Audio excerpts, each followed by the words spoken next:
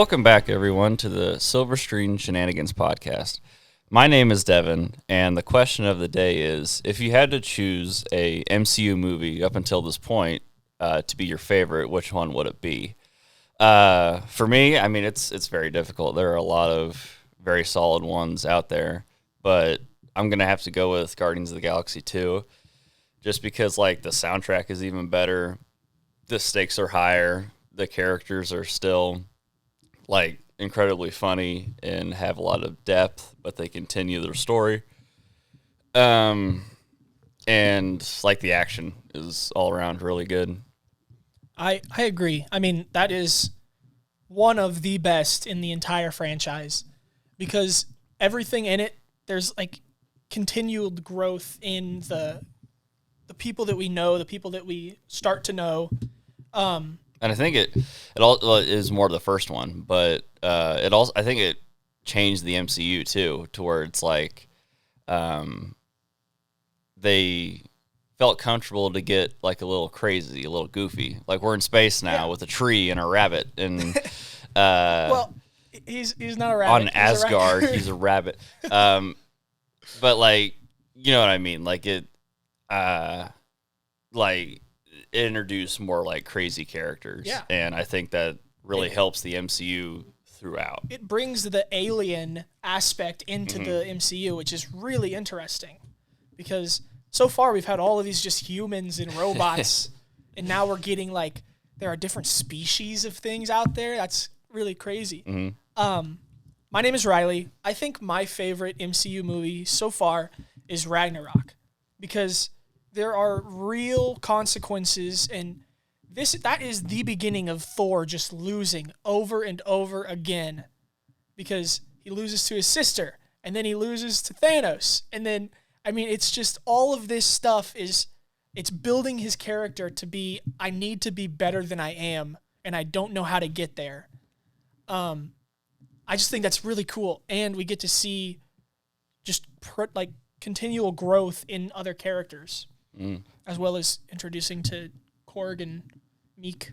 But also don't forget that's like when he fully like unlocks his true power. Yes, he realizes that he is the god of thunder, not the god of hammers. And obviously the Grand Master, played by Jeff Goldblum, is a national treasure. Oh, yeah. Hi, my name's Jacob. I was going to say my favorite movie is Ant-Man. Like, I can't really pick which one. I love the cast in both of them. Paul Rudd's always a win. Exactly. Oh, yeah. I love the cast. Paul Rudd is like what really sets it off for me. I love him as an actor and like a comedian. But I love the concept of being able to go micro, have like an army of ants behind you. And Anthony. Antoinette. No, I love the Wasp, so that's why I can't tell whether or not I like the first one or second one more. Yeah. But I just love the introduction of him, so I love.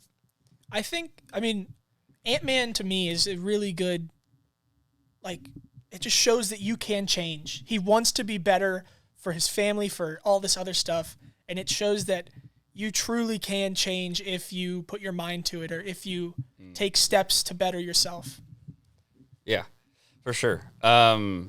So kind of getting back to where we left off last time, Thanos won.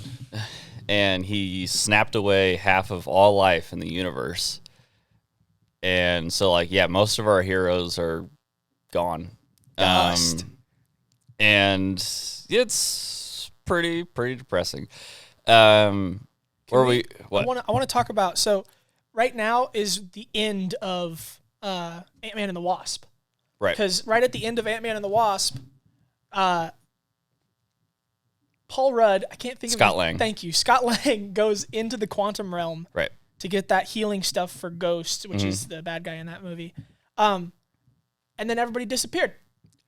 So yeah, he's stuck. He's been stuck. And then we get a unique, pretty cool perspective of somebody else seeing people get snapped away. Is where we open with this movie is, remember Clint was not in Infinity War because he is on like house arrest with, Sokovia Accords and stuff like that. So he's with his family on his farm, and he's teaching his daughter, to, practice shooting an arrow, and he says, "Good job, Hawkeye," which is kind of cool because the first time they've ever said Hawkeye in the MCU. And she, does a bullseye, and the mom is making sandwiches, and he looks away for a second. His daughter's gone, and then he looks to the rest of his family, and they're all gone, and it's just like there's no music, which I think is really effective. It's just kind of like you hear these storm clouds kind of rolling in, and you really get the sense of like this impending doom that's coming, and it's really, really effective. In my head canon anyway, that's like the sound of all the planes and stuff that had people on them crashing, and all the power and stuff going, because all these people that were running stuff or running things now are gone. Mm-hmm. So in my head, that's what all that noise was. I have a question for you guys. I always kind of wondered this in the back of my head. I don't think they really ever answer it.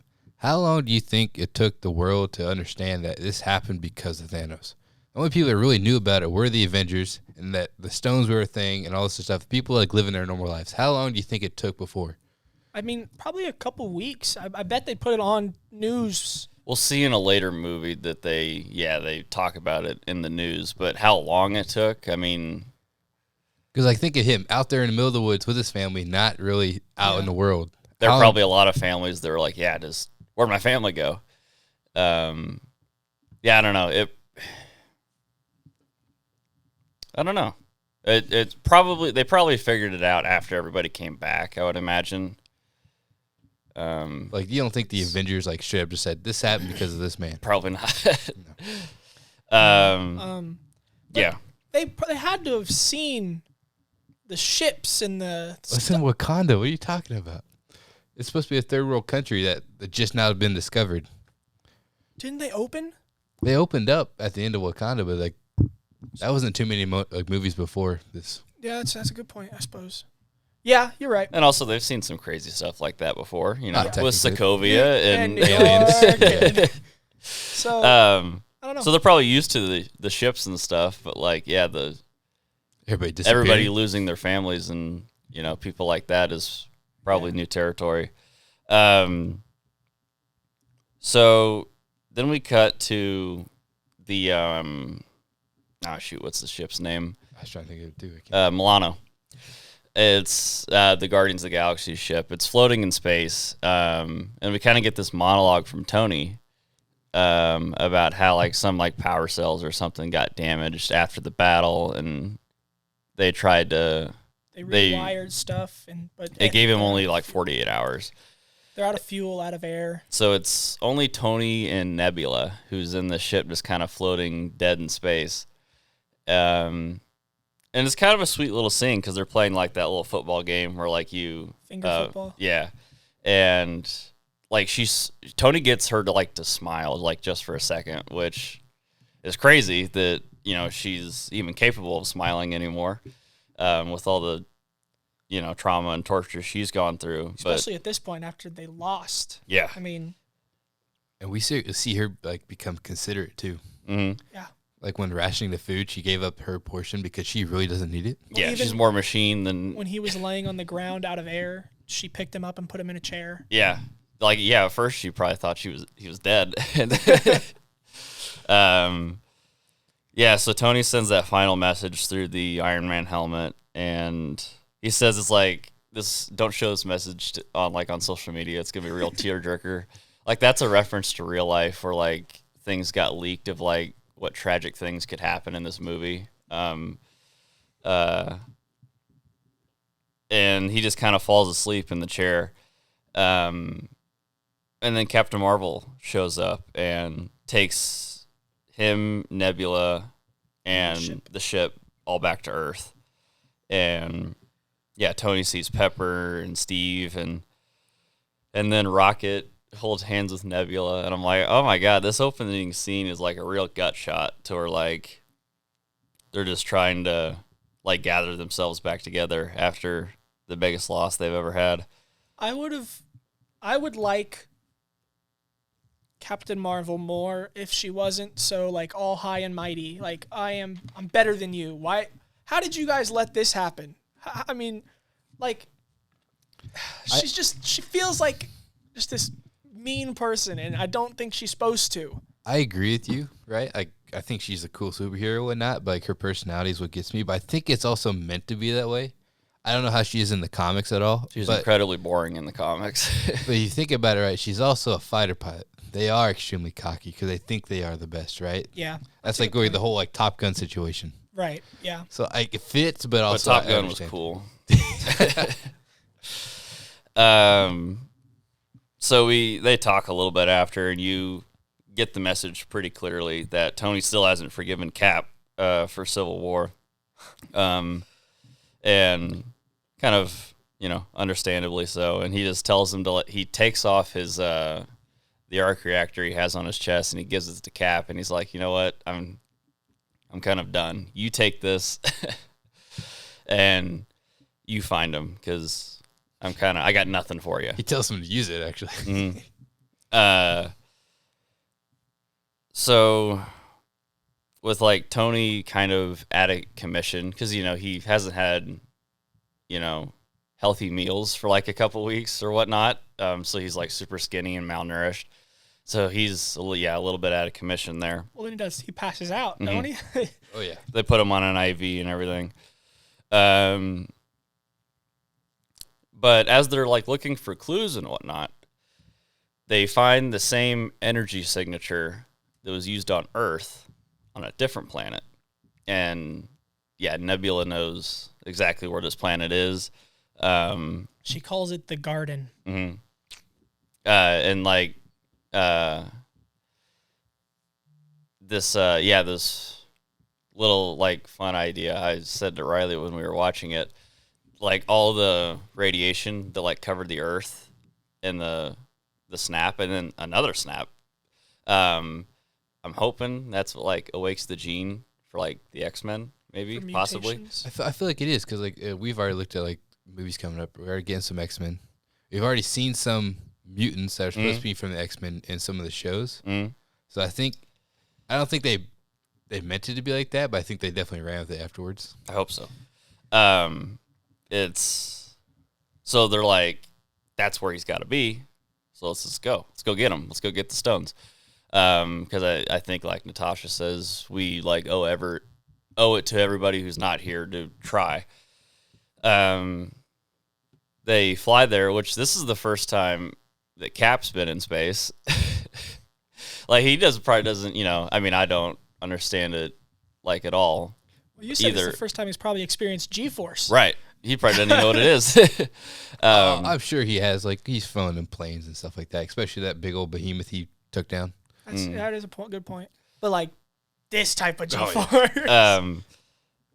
And they get up there and they do like the jumps through space, and they get down there to this planet, and Captain Marvel does like a little recon, and she's like, it's just him. Like there's no military war for anything. And so they get down there, they blast into his house, and they like subdue him. Thor immediately cuts his arm off that has the glove on, and the stones are gone. And they're like, oh crap, no, we came here, this is the plan, we have to have the stones. And Thanos reveals that he used the stones to destroy the stones, and it nearly killed him. Dude, it's so tough, because like this was like their plan B. They're gonna go fix it, and they lose again. And so Thor just cuts his head off, and they leave. Yeah. And then, I guess they got the vengeance, I guess, but like, what's it matter? They avenged, but it doesn't really do anything. Yeah. It's like what Tony said. He said, we're not the pre-Vengers, we're the Avengers. We have to lose first. Yeah, that was the thing. Yeah, what Tony said too. He's like, I told you we needed armor around the world, whether it impacted our precious freedoms or not. That's what we needed. And you said you'd be there, and you weren't. Liar. And I was like, no, it's such, perfect acting again by Robert Downey Jr. and Chris Evans. I love how they call back to the line, we'll win together. and what if we lose? We're gonna lose together. And like that was old Tony's thing, right? You weren't there to lose with me. Yeah, no, in You weren't there for me. Infinity War, yeah, I mean they were separated for the entire movie. That's partially on his point of jumping on a ship, but still, right? Mhm. He wasn't with the Avengers. Is Yeah. his reason for like the Avengers not being together. So I don't know. Yeah, and then so I remember watching this in the theater and seeing it like the screen cut to black, and seeing the text of like 5 years later come over, and I was like, "Yo." That I mean, it goes slow on the screen because it's a huge thing. Oh yeah, that They've like, lost. Big. This is and there's like nothing they can do really. the There's like stones are gone. there's no hope. There's like nothing to do. It shows Steve at like this support group of like people, I guess, affected by the snap, and he just kind of tells them Anthony Russo's in it too, which is pretty cool. Cap just kind of tells him to, keep moving on, to grow, and They share stories. that's what you got. You got to move on. Yeah. That's what you got to do. They were sharing stories of how they've been trying to move on, and the guy, I think could have been Russo's character. He said that he went on a date with this other guy, and they almost made it all the way through dinner without like a low in the conversation. And then when that low hit, they talked about what happened, and they started crying. And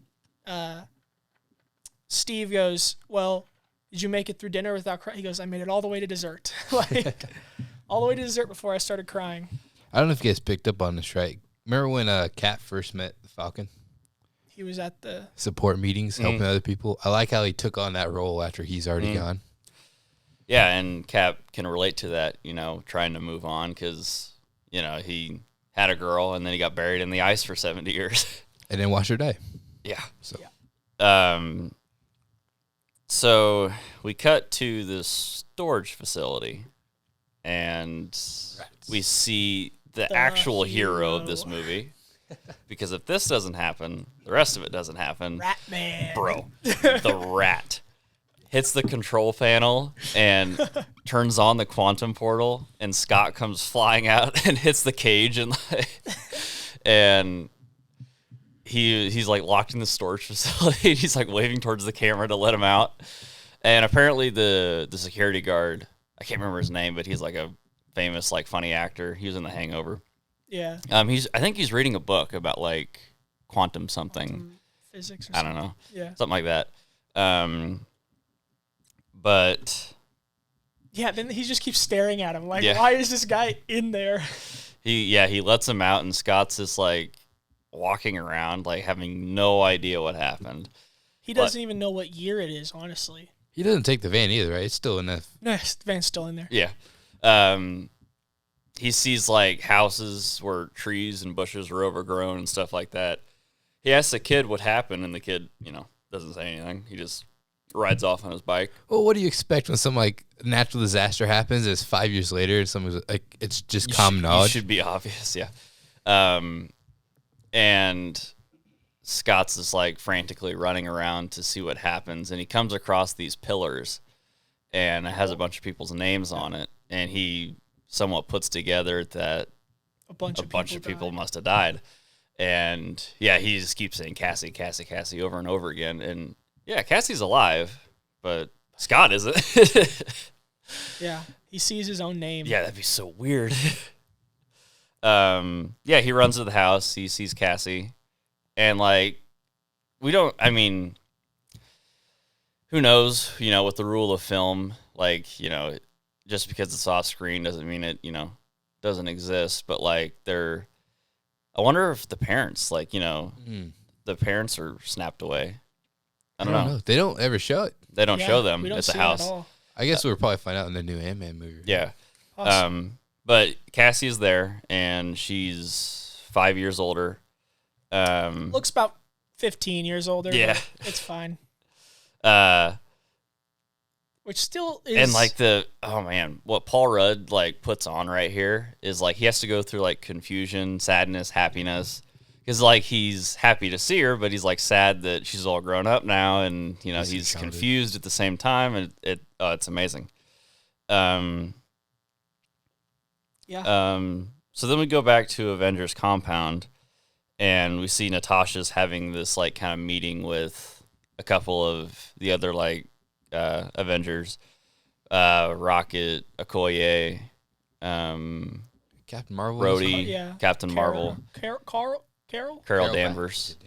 They're talking about like all the things that are going on in the world. Okoye brings up an underwater tremor. No, Natasha does, and then Okoye goes, "It's literally just an earthquake." Yeah, just let's not handle it. But Let's avoid it. Could be. Let's avoid it. Let's not talk about it. Let's, yeah, 100%.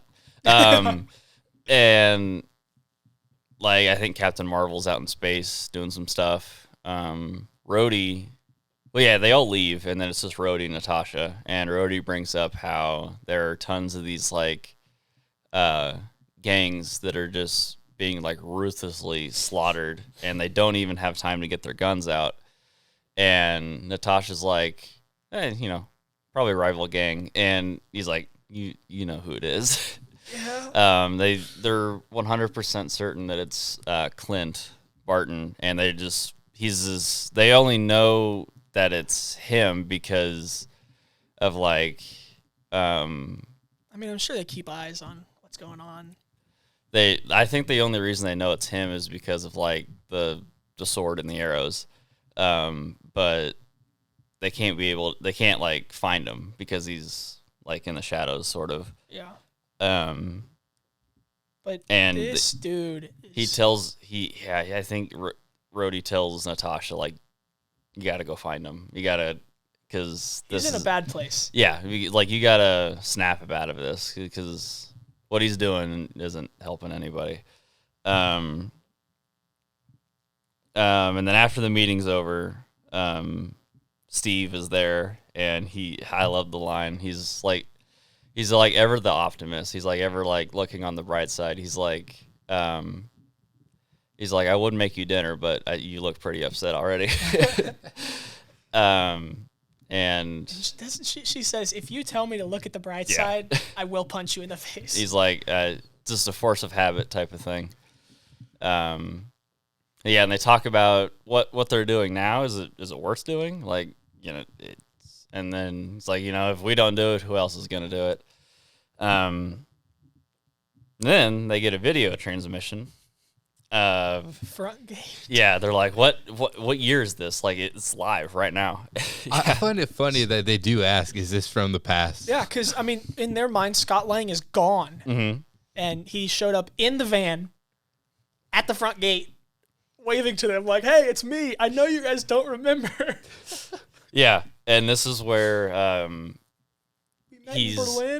because he reveals that people have been gone for 5 years, and this ordeal for him has been 5 hours.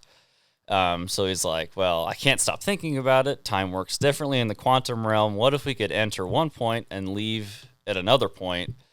And they're like, time travel, essentially, is what you're talking about. And he goes, yes, time travel. Well, he tries to, like, explain it a different way. He's like, no, not time travel. I mean, that's crazy. I'm talking, like, time travel. He's talking to a 100-year-old man. I don't think this is going to work out. An old guy and an assassin. Yeah. So they're like, we three of us can't figure it out. We're not going to be able to do it. But we do know a guy who's pretty darn smart. Probably the smartest guy alive right now. We're going to need to go talk to him. Yes, the rat. The rat that figured out how to turn a quantum. No, the Hulk. No, Tony. Yeah, they go to Tony. Okay. They go to the secluded house where it's kind of probably secluded on purpose. It's like this old log cabin type of deal. And Tony walks out, and he's looking for his daughter, Morgan, and she has on the rescue helmet. And she has like a little flashlight on her hand to pretend to be a repulsor. And as they're like, he picks her up, and as they're walking back for lunch, they see like Steve, Scott, and Natasha. Scott kind of pitches the plan to Tony, and he's like, he just lists off a bunch of reasons why it wouldn't work, and he goes. Scott starts lifting off the rules of time travel from Back to the Future, and he goes, and Tony's like, I really hope that you're not basing, this time heist plan off of a 80s movie. And he goes, no. Yeah, good, because that would be ridiculous. We totally are. And then we get the name of what he's calling this operation. What? I don't remember. What did he call it? Time heist. Yeah, the time heist. It just boggles his brain. He's like, oh, my God. And Tony, understandably, doesn't want to do it because he doesn't want to mess with time because it could change what he has, his second chance, which is pretty valid. And so they leave. And so they go to, the next big brain. They go to Professor Hulk.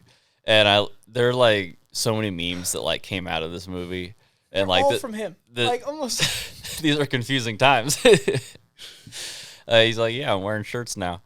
They talk about how, what he did to himself was thought to be impossible. So let's try something else that's thought to be impossible. He dabs. True. He's like the embodiment of the hey fellow kids, like that meme. I love the whole picture scene where the kid stares right into the camera. Well, not even that, but they take a picture with him, and Ant-Man's like, "You want to take a picture of me? I'm Ant-Man." Nobody knows who Ant-Man is. So whatever. And he's like, "Oh, take the photo." He goes, "No, take the photo." Devin mentioned it to me that in that scene, those are the Russo's kids. One of them looks straight in the camera. Oh yeah, it's so weird. You think a producer's kid would know not to look in the camera? True. Idiot. Yeah. Kids are fools.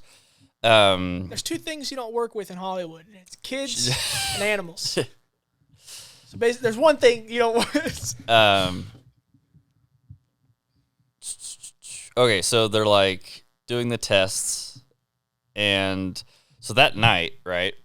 Tony is talking about it was a Mobius strip or something like that. Something with. Well, wasn't he doing dishes? Yes. He sprayed water because this shows that, like you said, this shows he wants this life, but he's not good. He's not good at it. His interests are outer space and all this intellectual stuff, and he's not good at the house part of it. Mm.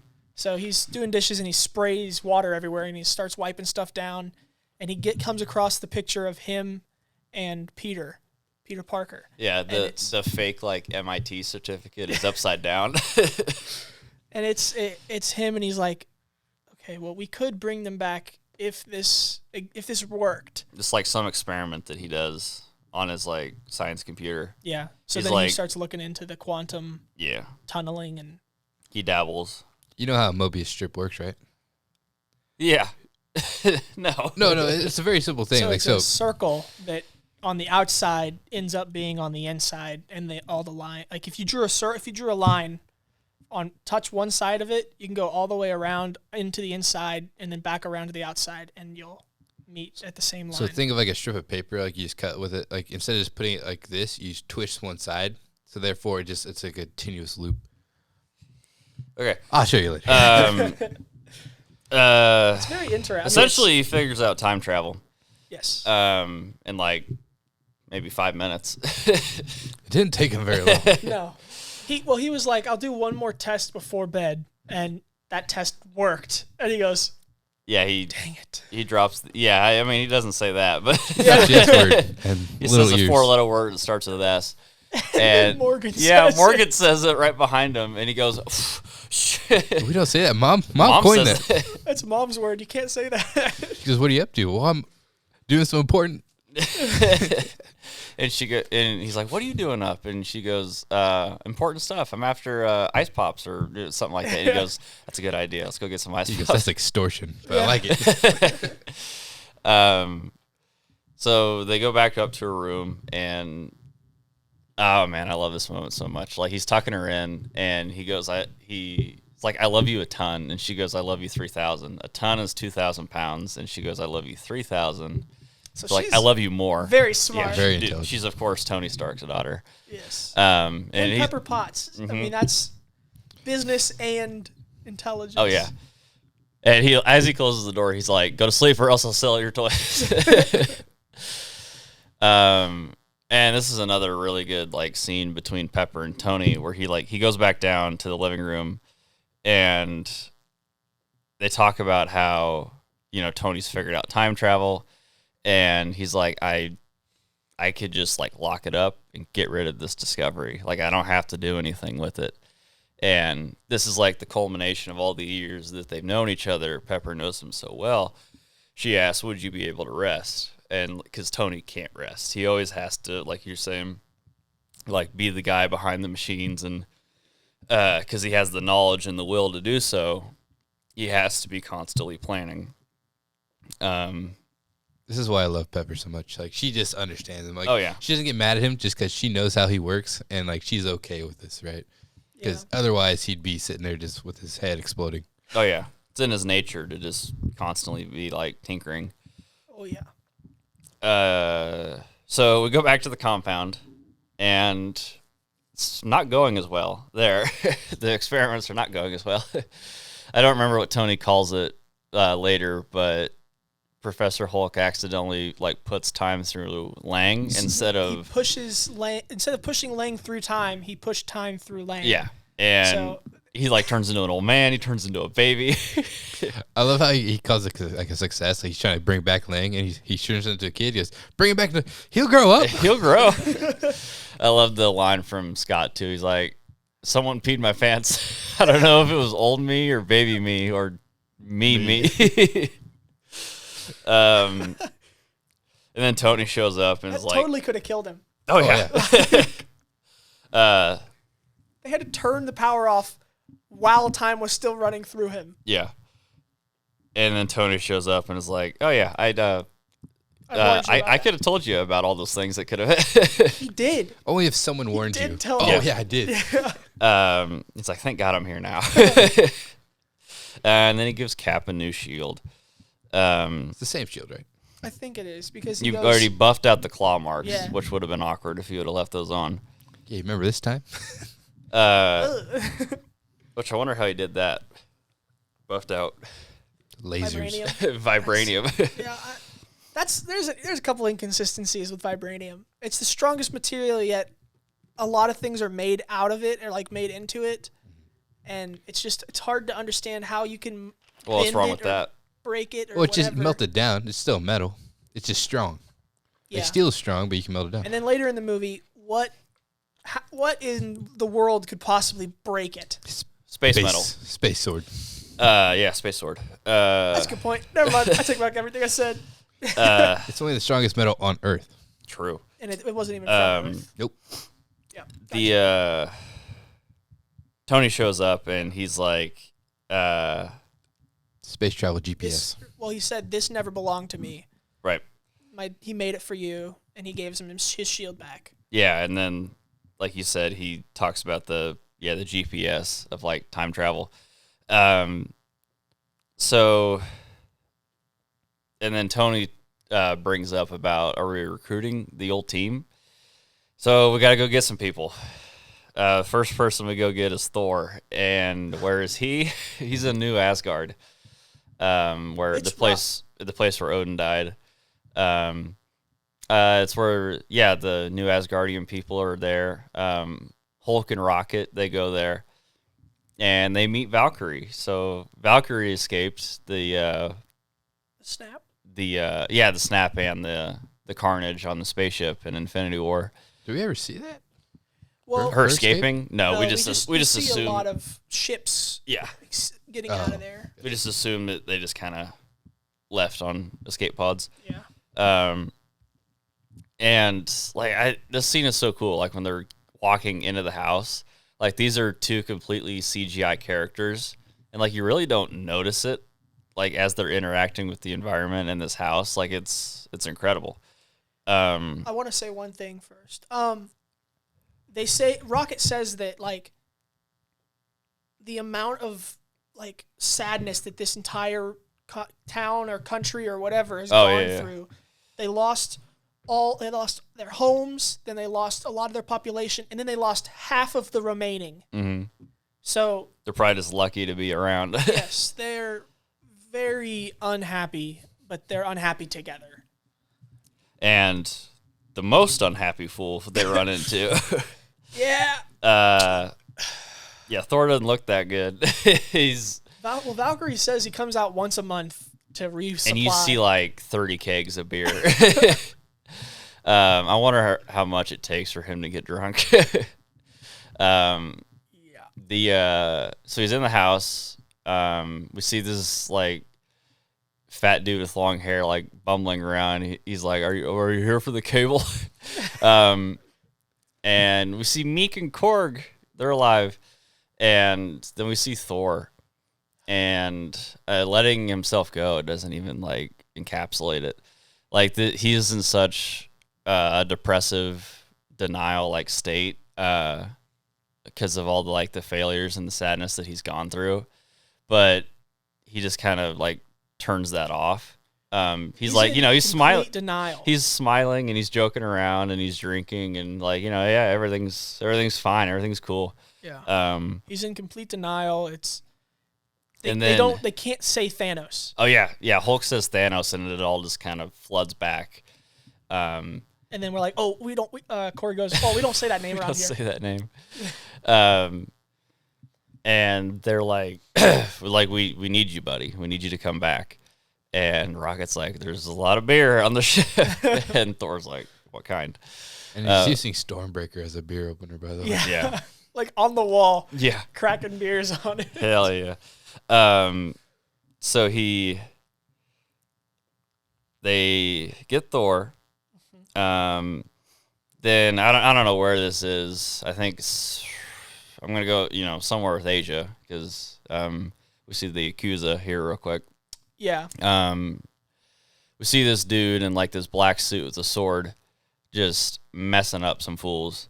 On the bullets are really having no effect. He's throwing people out windows. He's slicing, dicing, shooting. And we noticed last night the final dude he fights is he's the old guy from Bullet Train, right? Yes. The old master, and he's in a bunch of other like kind of samurai type movies. Like he's a really good like duelist.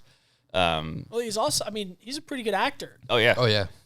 Because I think in this he has some lines, and they're like, "What? Why are you? What is the point of this?" Yeah, he's in Wolverine, Rush Hour, Mortal Kombat. Mm-hmm.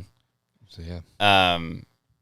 And this mysterious figure kills him, and then behind him we see Natasha underneath an umbrella, and this the man takes his mask off, and we see it's Clint under the what was called in the comics known as Ronin, which is this is the coolest haircut I've seen in the entire MCU. Which that's like a Ronin, like in Japanese folklore is like when you're without a master, right?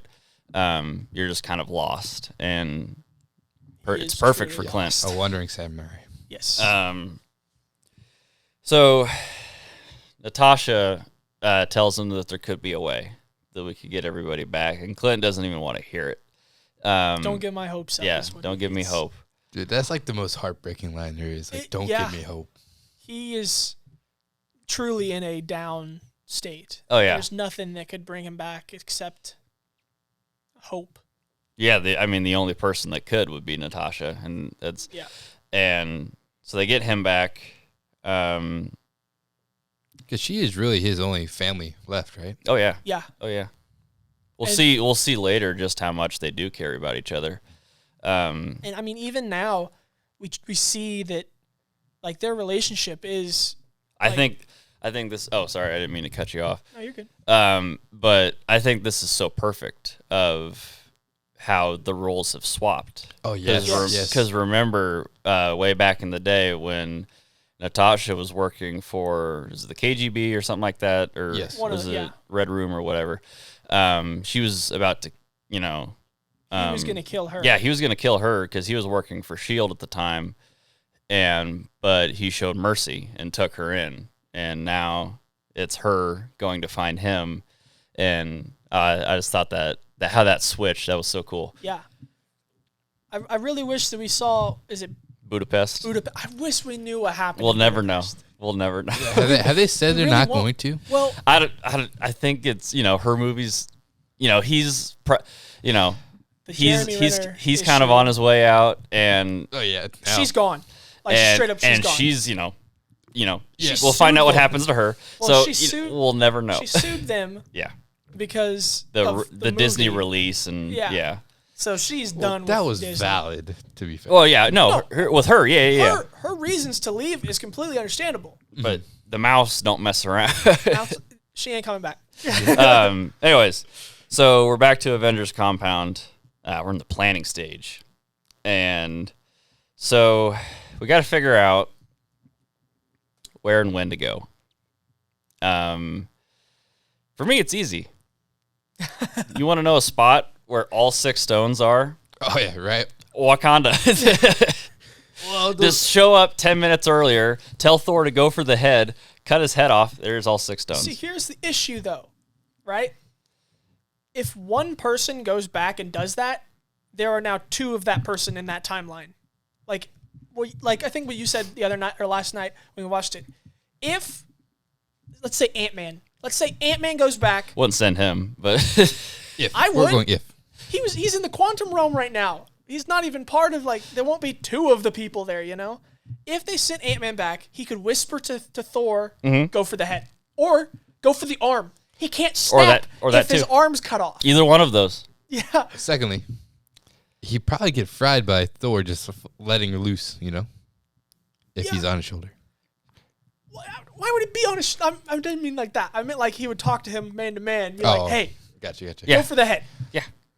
But... This is more fun, though. The time heist going to different timelines There's, is more fun. It is. That's what Yeah. people's big thing about this movie is. There's so many different ways they could have gone about this, and then I don't mind because it's with all movies in general. We have knowledge that probably the characters in this movie just didn't realize. Hindsight. Hindsight, Yeah. and it's. I mean, I also, don't mind because it's like I said, it's fun, and this is just the direction that this story decided to tell. Yeah. Also, if they did do where they go back to Wakanda, Thanos, it has all of the stones. He's got almost all of them. And when he didn't, Because he had Scarlet Witch would not have because he had everything except for the mind. right. Scarlet Witch would not have let you kill Vision just so that you could unsnap somebody else. you have to do it after you already killed Vision. Right. And Scarlet Witch would not be okay with that. That's what I'm saying. It's possible. Yeah. But I But think, it just saves you the time to going other timelines at other places, a bunch Yeah. of different places. Yep. Um, I want to know, do we remember why did they take the red stone to somewhere else off of Asgard? Asgard? Yes, they gave it to the Collector. yes. So That's there where were he 2 gets at it the from. Collector, right? No, just one. There were 2, and that's in Infinity War there were 2 there that he got, right? No, just the Reality Stone. Because You they got took, the Power Stone was on Xandar, correct? yes. In the Guardians movie, there were 2 there when they brought the other one there, Right. and then they took it back. Because they were like, that's the same reason, right, that Odin wanted to get it off of 'Cause there were 2. Asgard, because there were 2. Okay. I was going to say, because in my mind, if they were trying to plan on places to go that had them, Asgard at a certain time had both. Uh-huh.